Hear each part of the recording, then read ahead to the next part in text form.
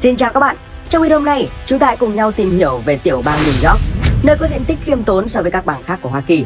Nhưng vùng đất với chỉ 20,2 triệu người đã tạo ra một con số GDP khổng lồ lên tới 1.800 tỷ USD.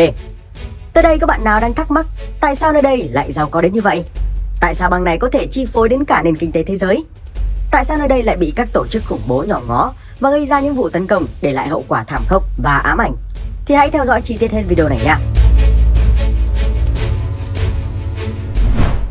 Tiểu bang New York nằm ở phía đông bắc Hoa Kỳ với diện tích 141.300 km². Đây là tiểu bang lớn thứ 27 và lần lượt tiếp giáp với các tiểu bang khác của Hoa Kỳ, bao gồm bang New Jersey, bang Pennsylvania, bang Connecticut, bang Massachusetts, bang Vermont.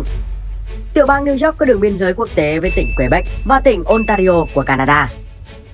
Tiểu bang này thường được liên tưởng tới thành phố New York sôi động và hiện đại, nhưng diện tích của nó còn rộng lớn hơn, với các kiểu địa hình từ đồi núi, đồng cỏ, rừng, sông hồ.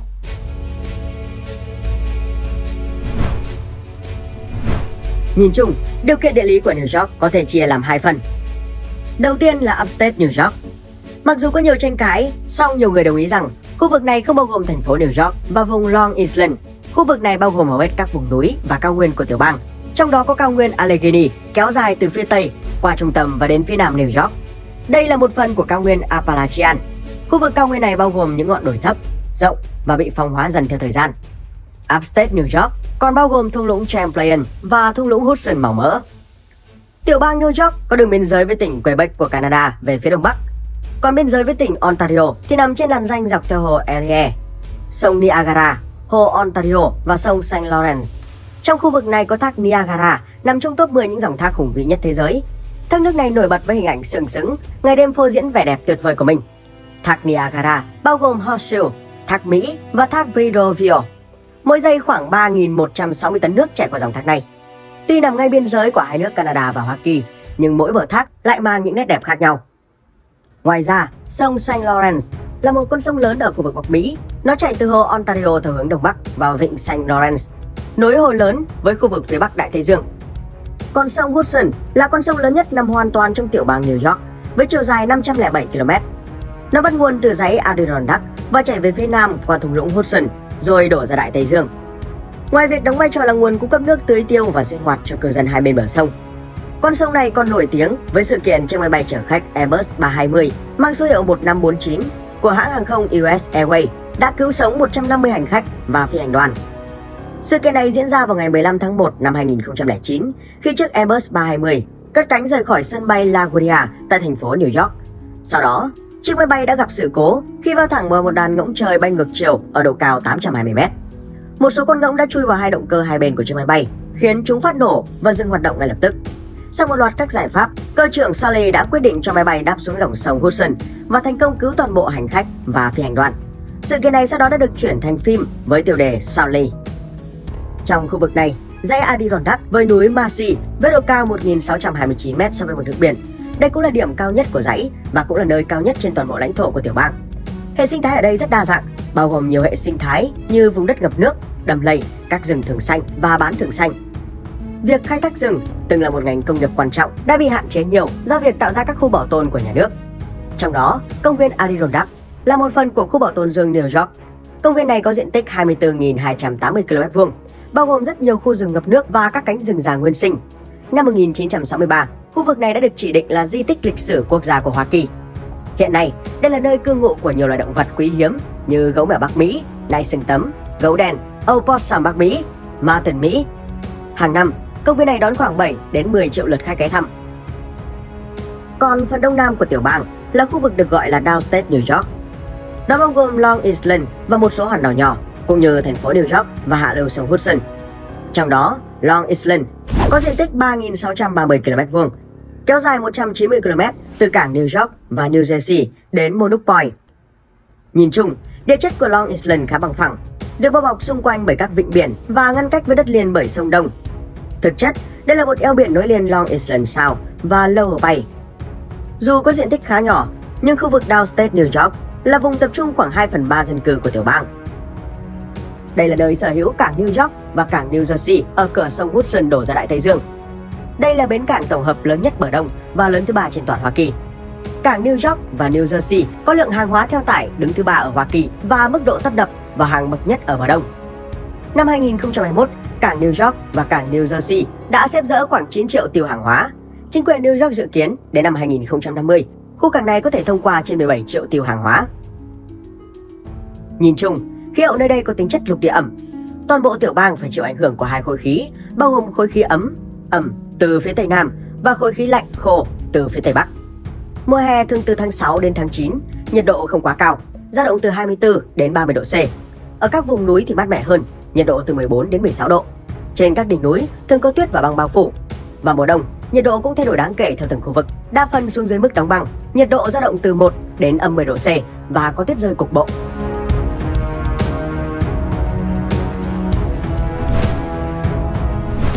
Nền kinh tế tiểu bang New York được phản ánh qua tổng sản phẩm GDP. Theo đó, GDP năm 2021 là 1.850 tỷ USD, đứng thứ 3 về quy mô trên toàn Hoa Kỳ, chỉ xếp sau California và Texas.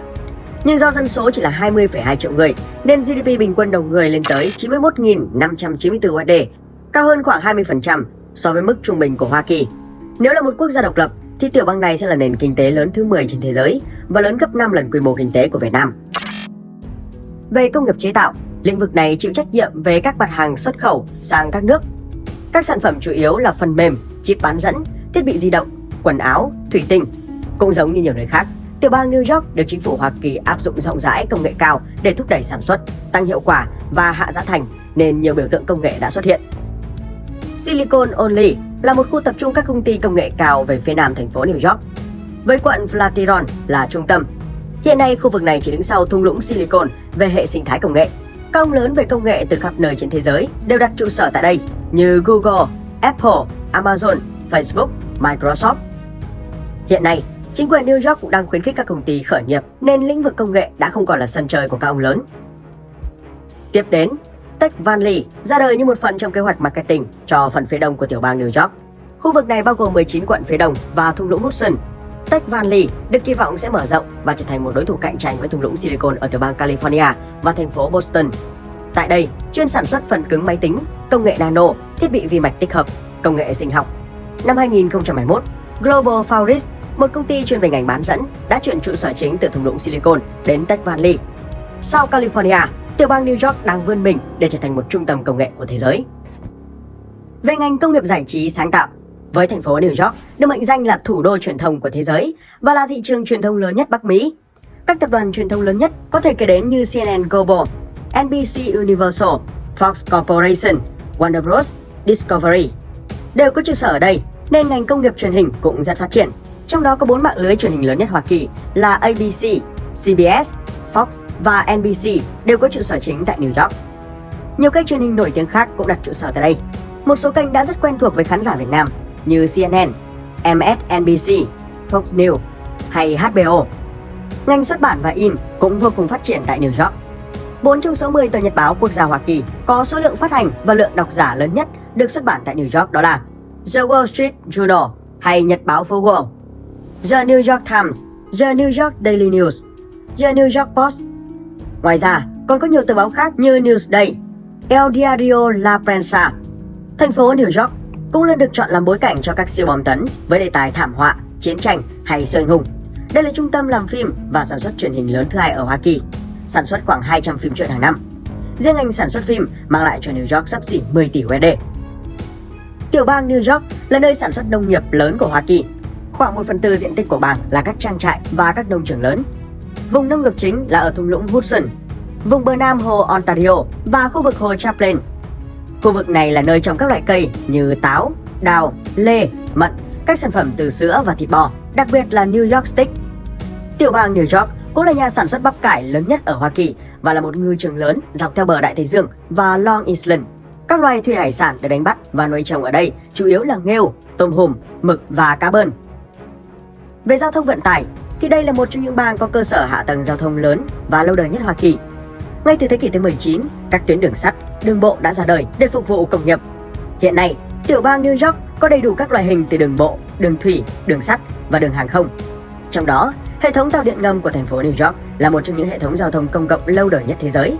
Nó có khoảng 424 trạm ga đang hoạt động và có tổng chiều dài 1.370 km, bao phủ rộng khắp các quận như Manhattan, Brooklyn, Queens. Do có lịch sử lâu đời nên hiện nay hệ thống này đã cũ. Hệ thống này phục vụ 24/7, mỗi năm phục vụ hàng triệu lượt khách đi lại. Về hàng không, hiện nay trên địa bàn tiểu bang có 162 sân bay. Đây là hệ thống sân bay bận rộn nhất thế giới, hàng năm phục vụ hàng triệu lượt hành khách. Trong đó, sân bay quốc tế New York hay sân bay quốc tế John F. Kennedy là sân bay nhộn nhịp nhất. Hiện nay có hơn 90 hãng hàng không trên thế giới hoạt động ở sân bay này, với các chuyến bay thẳng hoặc trung chuyển đến các địa điểm khắp nơi trên thế giới. Về giáo dục thì tiểu bang New York xếp thứ 16 trên tổng số 50 tiểu bang của Hoa Kỳ với hơn 400 trường đại học và cao đẳng, bao gồm các trường đại học danh tiếng như Đại học New York, Đại học Cornell, Đại học Columbia. Tiểu bang New York chắc chắn là nơi cung cấp những thành tựu giáo dục hàng đầu. Đây cũng là nơi mà các sinh viên hàng đầu trên thế giới muốn theo học.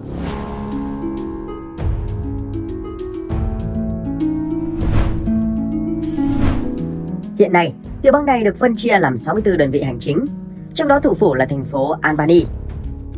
Đây là nơi tọa lạc của các cơ quan đầu não và là trung tâm của các trường đại học lớn và nổi tiếng.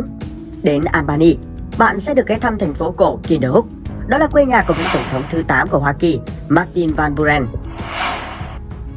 Hiện nay, New York đang là một điểm đến yêu thích và thành phố New York là niềm mơ ước của tất cả mọi người. Thành phố New York hay NYC có diện tích 778,2 km². Đây cũng là trung tâm của siêu đô thị New York với dân số khoảng 8,6 triệu người. Nếu cộng cả dân số các thành phố vệ tinh trong siêu đô thị New York thì có thể lên đến hơn 20 triệu người. Đây là thành phố đông đúc và sầm uất nhất Hoa Kỳ và trên thế giới. Nếu tính GDP của cả vùng đô thị, năm 2021 là 1.600 tỷ USD, đứng thứ 2 trên thế giới sau siêu đô thị Tokyo. New York là trung tâm kinh tế, chính trị, giáo dục, du lịch, thời trang của thế giới.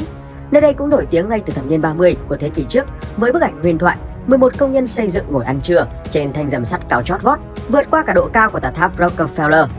Có nhiều quan điểm xoay quanh bức ảnh này, song cho thế này, nó luôn nằm trong top 100 bức ảnh có ảnh hưởng trong lịch sử và là biểu tượng cho sự trỗi dậy của siêu cường số 1 thế giới. Thành phố New York còn rất nổi tiếng với logo I Love NY. Đây là một biểu tượng đặc trưng để quảng bá cho du lịch của tiểu bang này. Nó ra đời năm 1977, đã được đăng ký bản quyền và trở thành một biểu tượng văn hóa đại chúng vô cùng nổi tiếng cho NYC nói riêng và Hoa Kỳ nói chung. Logo này được in trên nhiều mặt hàng như áo thun, cốc, mũ. Cho đến nay, rất nhiều thành phố trên thế giới đã sử dụng các logo giống như vậy để quảng bá du lịch. NYC hiện được chia thành 5 quận, trong đó Manhattan là quận có mật độ dân số cao và nhiều tòa nhà chọc trời nhất.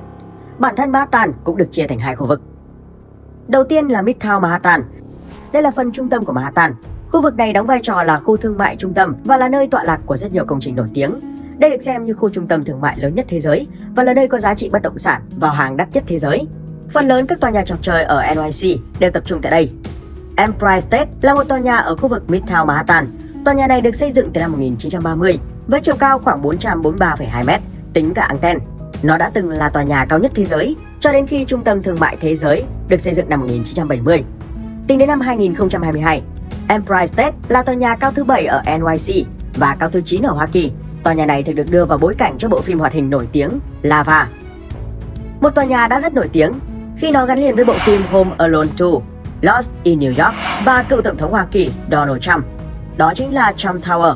Tòa nhà này có 58 tầng, cao 202 m, được khởi công xây dựng năm 1979 và hoàn thành năm 1983.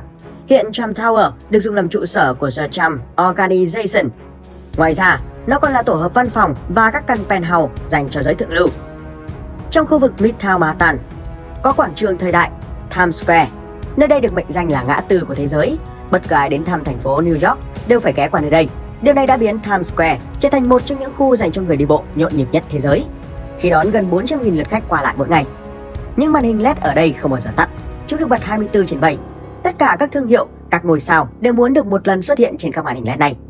Các thương hiệu nổi tiếng sẵn sàng trả hàng triệu USD mỗi năm để được chiếu trên những màn hình như vậy. Ngoài các công trình trên, khu vực Midtown Manhattan còn có nhiều công trình nổi tiếng khác như công viên trung tâm Central Park, trụ sở Liên Hợp Quốc, nhà thờ Thánh Patrick.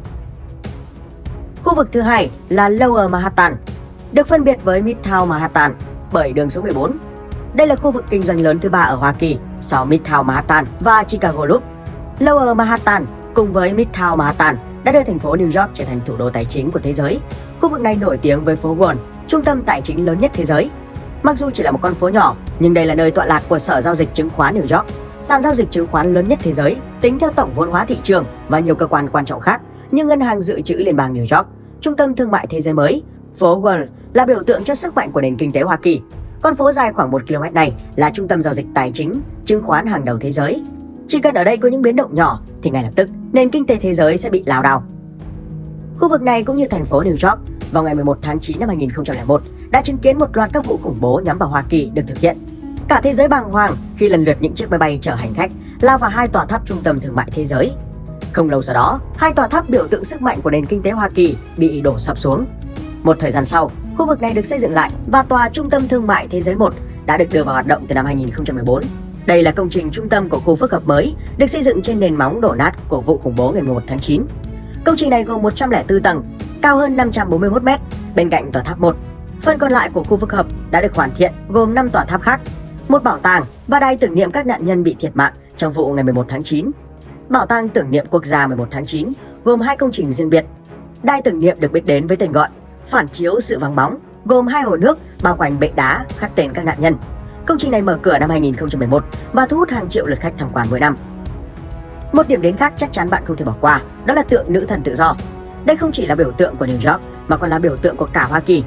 Tượng nữ thần tự do được thiết kế bởi kiến trúc sư người Pháp Frédéric Bartholdi và khánh thành năm 1886. Đây là tặng vật của người dân Pháp gửi đến Hoa Kỳ và được đặt tại đảo Liberty, thành phố New York. Tượng nặng 229 tấn, cao 46 m, có bệ do kiến trúc sư người Mỹ Richard Morris Hunt thiết kế, cao 47 m, khiến cho ngọn đuốc cao hơn mặt đất tới 93 m. Nếu được đi du lịch Mỹ đến New York, bạn nên chụp hình kỷ niệm với bức tượng này.